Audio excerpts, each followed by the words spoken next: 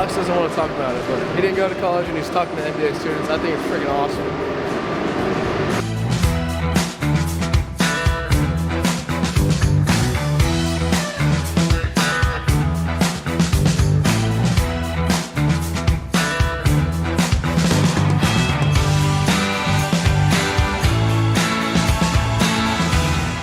What starts here changes the world. Thank you. Thank you guys so much for having us here. Yeah, we're really excited to be here. I think it's kind of interesting. So I went to A&M and got my master's in real estate, but I'm one of the rare Aggies that I said I throw up the horns with the ring on, because I grew up here and it's my master's degree. So we're really excited to be here. I grew up in Round Rock. This is my partner Alex, and we're pretty much full-time real estate here in Austin. We have a real estate brokerage, and we're located in Round Rock. And we currently have about 150 real estate agents. So we're the broker, they hang their license with us.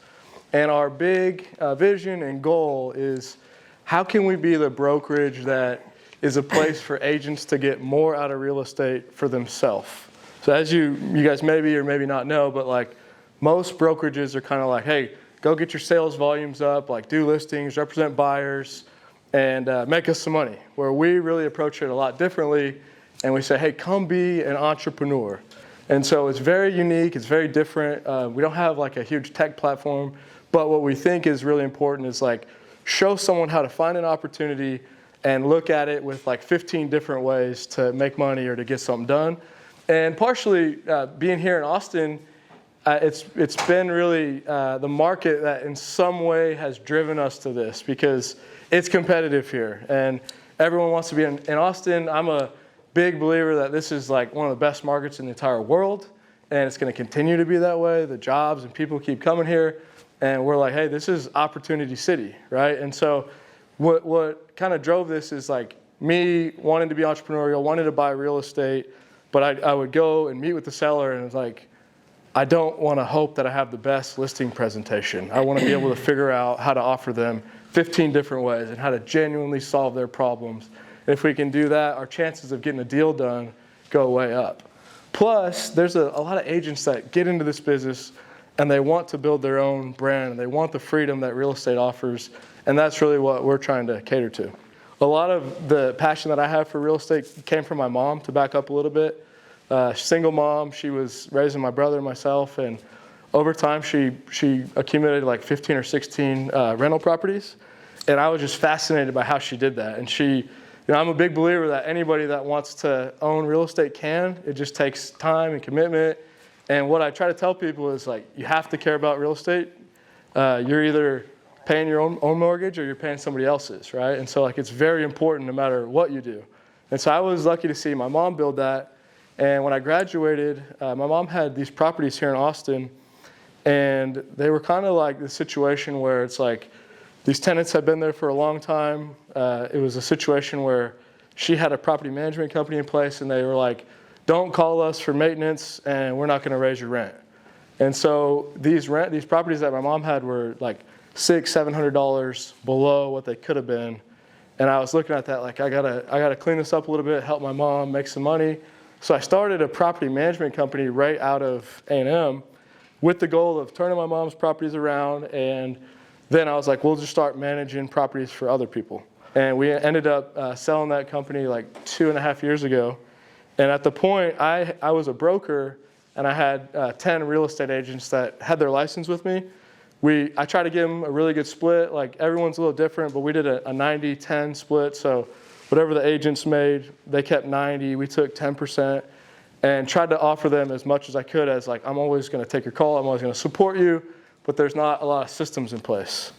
And so I'll let Alex tell a little bit about his story, but at that point, me and him had been working together for like 2 or 3 years buying properties, and I said, hey, let me bring Alex on as a partner once I sold the management company, I was like, I really have to focus on the brokerage to establish something with systems and processes. And Alex seemed like he was, or I knew he was hungry and wanted to be part of it. So then we became 50-50 partners. And that was right before COVID, like literally at the very beginning of it. And then COVID hit, and then me and Alex just like, we're like, how do we just go get entrepreneurial and let's just grind, and ended up getting 150 agents, have built something really special where there's a lot of agents that even if they've been doing this for like 20 years, we can get in front of them and blow their mind because we approach things very differently. And we don't just help people buy and sell. That's really actually our last goal. When I was younger, I got into drugs and alcohol very early. When I was like 11 years old, started drinking and doing drugs in middle school. And then it just kind of went, downhill from 11 years old till I was 21. Barely graduated high school, don't really remember a whole lot from being in high school. When I was 21, I got sober, and I really had nothing at that point in time. The last job I had, I was working for this this computer company. They would get, like if UT liquidated all their, technology and stuff and upgraded, we would buy it in pallets. We would bring it into the warehouse. We'd break them down. We'd clean them up. We'd test which ones were working right. And we'd sell those individually on like eBay or Amazon or these other computer, platforms where you can buy stuff, right? And I thought this was great. This is exactly like selling drugs. You buy low, you sell high, it's legal. And so I asked my employer, I said, hey, I was like, this is the one out of all the jobs that I've had. I worked in a country club, worked at Firehouse Subs, worked in oil and gas, trying to buy mineral rights, and then this computer company. And I was like, this one seems achievable, right? You just need startup capital to buy the, refurbished equipment, and then just resell it and start flipping up, take that money, go repeat, right? So I asked him, I said, hey, I'd love for you to be my mentor. Like, I want to do this on my own. I would love to start my own business doing this, and I'd love for you to mentor me. And then 2 weeks later, I got fired. And I think he never said why, but I believe it's because of that. And I said, all right, so now is the time to either do it or don't. And throughout this time, I was going back to school. I was at ACC taking classes, like 1 or 2 classes at a time. And I was a freshman. I was 22, 3 years old. And around this time, Matt and I started reconnecting. And then Matt convinced me to invest all of my $40,000 in cannabis stocks. Because at this point in time, cannabis stocks, in 2017 in Canada, before cannabis was legal, these were really taking off. I mean, 10% one day, 20% the next, minus 15% the next day, and they were extremely volatile. It didn't quite work out well. But at some point he said, hey, why don't you invest in this property with me?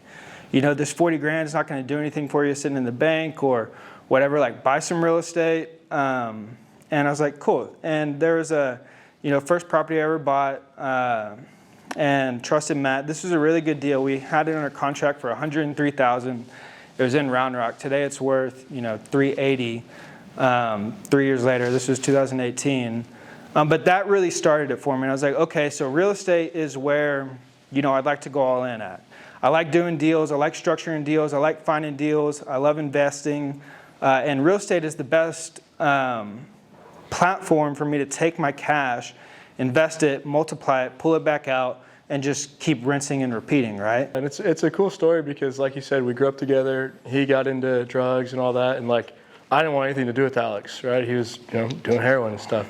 And so when he came back, I kept giving him challenges. I was like, Alex, go knock on these doors or go call this list. And he would just go and do it 10 times more than I asked. And then we start making offers. And me and Alex were making literally probably 30 to 60 offers every single day. We weren't even, and we can get into this as much as you want, but we were just cranking out, houses listed at 350, offer 200. And just see what they say. And we just start offering this stuff, trying to find motivation. And we would just push each other. I'd see him send 30. I'm like, all right, I'm going to go do 40.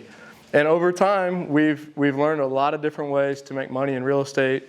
We probably have 70 or 80 properties that we own together, all in Austin. We've got mobile home park, assisted living, houses, Airbnbs, and we've just learned how to uncover value, and we're in some sense we're looking for motivation.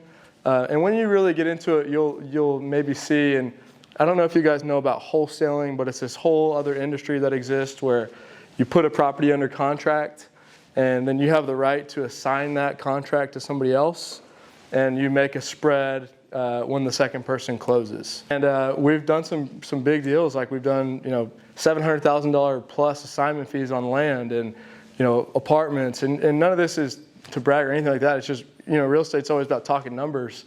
And we love to, anytime we make money, we go and we take that money and we go buy more properties. And we do what's called hard money. So we'll do like 10% down, interest only, 2-year terms. And then 6 months later, we'll refinance it at the new value, and we'll get all our money back, and then we can just keep doing that. We love real estate. I'm a big believer that, like I said earlier, real estate's going to be part of your life one way or another. And you could, I believe that anybody can buy 1 to 2 properties per year if they want to make that sacrifice, right? You're going to have to save up 20, 30 grand. But when you start doing what we're talking about, where you pull your money out, it requires less money. You can always raise capital. And what we do is let's have massive amount of conversations. So we're very passionate about building this brokerage and getting this vision out to other agents to say, come here, get entrepreneurial, get more for yourself, build your own brand, build your own team. We're doing a 90-10 split. We're not trying to take a lot. And it's working, right? And the goal is to build this as big as we possibly can. And we're lucky we have big time people in Austin, brokerages, trying to buy our company, and they're fascinated by what we do. And as the industry changes, and you got Open Door and Zillow and Redfin, to me, the traditional agent is just becoming just a glorified valet showing agent, and that's going to be probably based on tech where you don't need it. And so for us, we don't really care about that. It's let's get in there and be more entrepreneurial. And the way I view it is the entrepreneurial real estate agent will be the one that will be around, and the people that just show buyers and sellers might not. And maybe that takes 70 years or 100 years, who knows? But we just love to approach things in a very unique way and just constantly searching for opportunities. When we just get on a phone call with anybody, it's how can we add value for you? And how can we stay in touch? And I'm a big believer, I put in the time, I put in the work, that if I can talk real estate with anybody that's serious about what they do, I can find a way to add value for them. And that's what I try to do is how can I genuinely help you? How can I stay in touch? And then it just takes time, right? Now we're trying to raise this $3 million for this deal. Instead of meeting someone for the first time, they've seen me around for 4 or 5 years, and maybe they just put up the whole $3 million. What do you think about real estate in an environment of rising interest rates? Meaning to change the way you structure your deals, cash, refi, kind of deals you're going after. It's different. We haven't had an environment of rising interest rates. Yeah, and I'll just be honest and love to have a discussion. So I started in 2012, right? And so for me, real estate's always been hot. And as much as I'm an expert in real estate, it's I've never been through a downturn. We hadn't lived through that. What I can tell you is we were refinancing properties at 4.25, and then 2 or 3 months later, it's 7. We're wow, this is a big deal. What I've seen is stocks are going crazy, crypto's going crazy, but real estate just continues to, everything we've owned has just constantly gone up. And maybe, who knows, I'd love to hear y'all's thoughts or opinions, but we don't worry about it too much, is my answer. But obviously it does have a huge effect. I just encourage you to just jump out there and just always be looking for opportunities. And one thing I told our agents today is if you're in real estate, or probably in a lot of businesses, it might apply. It's if you don't have the ability to raise 50 grand or 100 grand, you're missing it, because you have to be able to raise capital. And the only way to do that is for people to know you're serious and you're committed and you provide value. But the deal, the money is based on the deal. You got an asset, and it's easy sale in Austin in some ways. Feel like they know us and trust us before they've even met us.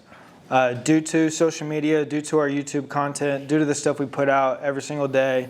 It happens all the time. People are it's the first time I'm meeting somebody, and they're oh, I feel like I've known you for forever, right? They trust us, they know what we're about, they know the types of deals that we do, they know the type of company we run. So trust in your relationship and how people know you is really important. And Super consistent, right? Like if you go in here, like we've had Grant Cardone on, we've had like billionaires on, and we start to get to know these people. So like our podcast and our approach, like we're gonna get to learn, we're gonna get to build a relationship, we're gonna stay in touch.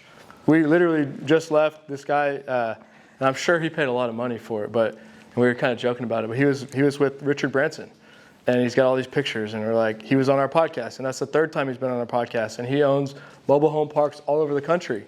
He may have an investor to fund this 25 units. Literally, like we're sending him the 25 houses. He's like, I might have somebody for that. And he met us at our mobile home park 2 years ago. And so I guess partially some of my advice is, and it's really simple, but like stay in touch with people, add real value, be super consistent, and realize that it's a really long game. Like everyone seems to be so quick because it's easy to make quick money. But if you like approach everyone like, hey, hopefully I can have like 10 conversations with this person, those are the type of people you can start raising capital from.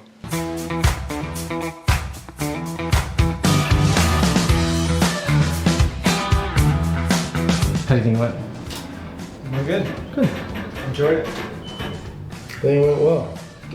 Yeah, it was a good experience, and it's cool to do that. I enjoy it. I wish we could do it more often, get the message out, but we're here to help. Invite us.